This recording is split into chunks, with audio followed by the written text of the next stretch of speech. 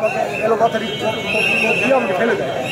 তা আমার ছেলে যেহেতু বাড়িটার বাইরে ছিল, ও যখন উঁকি দিয়ে দেখে যে বাবা এভাবে পড়ে আসে, তখন আমার ছেলে আমাকে উদ্ধার করতে আসে, উঠাতে আসে, তখন আমার ছেলেকে এলোপাথারি স্টেপ করে। তাদেরকে অনেক অনুরোধ করছি যে আমি বিএনপি স্বেচ্ছাসেবক দল করি, ভাইয়া তোমাদের সঙ্গে একসঙ্গে চলছি ফিরছি, আমাকে মারিও না, আমাকে মারিও না। তারা আমার কথাবার্তা না শুনে তারা আমাকে বেধড়ক মারে। এখনো পর্যন্ত আমরা কোনো বিচার পাইনি, কোনো মহল থেকে, পুলিশ প্রশাসন, কোথাও থেকে আমরা কোনো বিচার পাইনি। আমরা আজকে এখানে জমা হয়েছি যে আমরা যাতে সঠিক বিচার পাই। আমার বাবা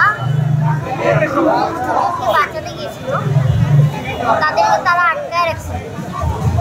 সেখানে যায় যখন আমার আব্বু ওদেরকে বাইর করে নিয়ে আসছে, তখন আমার আব্বুকে ছুরি মারা হয়েছে। আমার ভাই তানভি আমার বাবাকে বাঁচাতে গেছে, তখন তাকেও ছুরি দিয়ে আহত করা হয়েছে। আমি তাদের বিচার চাই। আমার স্বামী সহ যারা আহত, যাদের হামলা করা হয়েছে, তাদের পক্ষ থেকে আমরা জমা হয়েছি বিচার চাওয়ার। আমরা বিচার চাই যে এই ধরনের একটা বাজে ঘটনা দিনাজপুরের ইতিহাসে এটা সাক্ষী হয়ে থাকবে।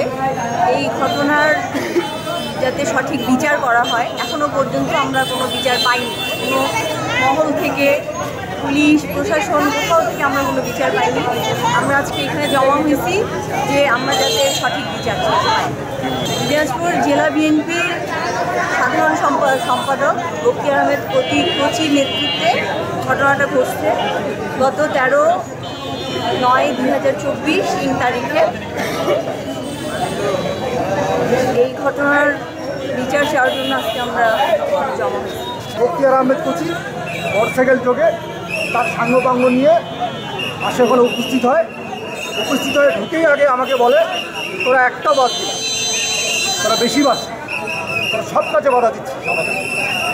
তখন মিলন ভাই বললো যে এটা কি, একজনকে নিয়ে আসে নগ্ন করে তুমি এভাবে মারপিট করবা, হ্যাঁ এভাবে নির্যাতন করবা, আর তোমার কিছু বলা যাবে না। এই বলতেই বকির আহমেদ কোচির সাথে থাকা সাজু, আলু মার্ডারের অন্যতম আসামি, হেলমেট খুলে মিলন ভাইয়ের মুখে একটা মারে। তখনই আমরা ওকে বাধা দিতে যাই, তখন কোচি আমার মাথায় বন্দুক ঠেকিয়ে দিয়ে, যখন কোচি আমার মাথায় বন্দুক থেকে, তখন কোচির যতগুলো ছেলেপেলে ছিল সবগুলো এলোপাথারি আমাকে কোপাতে শুরু করে। আমার পিঠটা যদি আপনারা দেখে থাকেন, আমার ছবি চাইলে দিতে পারবো, কোপায় একদম পিঠটা শেষ করে দিচ্ছে। আমার বাম্পের মধ্যে দুটো চাকু ঢুকাইছে, হাতটা প্রায় ছুটে গেছে, হাতটা আবার জয়েন্ট লাগানো আছে কোনোরকম। এই অবস্থায় আমাকে এলোপাথারি দিয়ে আমাকে ফেলে দেয়।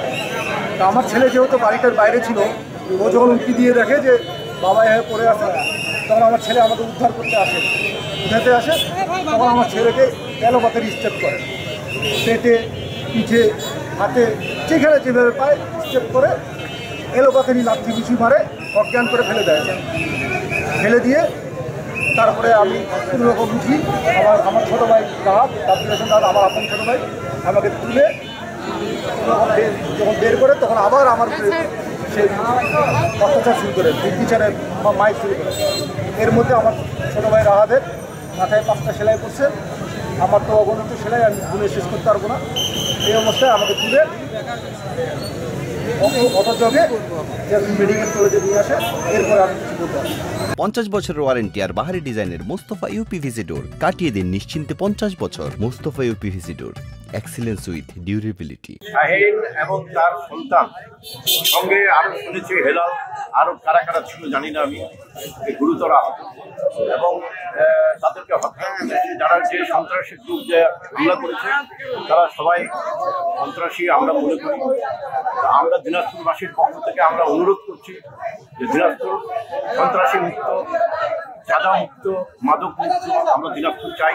এবং পাশাপাশি এই যে আজকে যে সন্ত্রাসী কার্যক্রম হয়েছে এর সঠিক বিচার আমরা দাবি করছি। স্বেচ্ছাসেবক দলের সাধারণ সম্পাদক, হ্যাঁ, এই সোহেল নাম, এবং তার সঙ্গভঙ্গ ছিল, হ্যাঁ, এবং তিনি নিজে আমার গায়ে হাত দিছে এবং তার হুকুমে আমার গায়ে কেউ হাত দিতে যাচ্ছিল না। তার হুকুমে সে বারবার বলছে যে মারো মারো মারো, তারপরে আমার গায়ে হাত দেয় এবং আমার শরীরে 3টা স্ক্রুড্রাইভার ঢুকায় দেয়। আমার গোটা পিঠ লাঠির বাড়ি, স্ক্রুড্রাইভার, এবং আমাকে ফেলে আমাকে 3টা চাকু মারছে, যেটা আমার 4 ইঞ্চি করে ডিপ হয়েছে।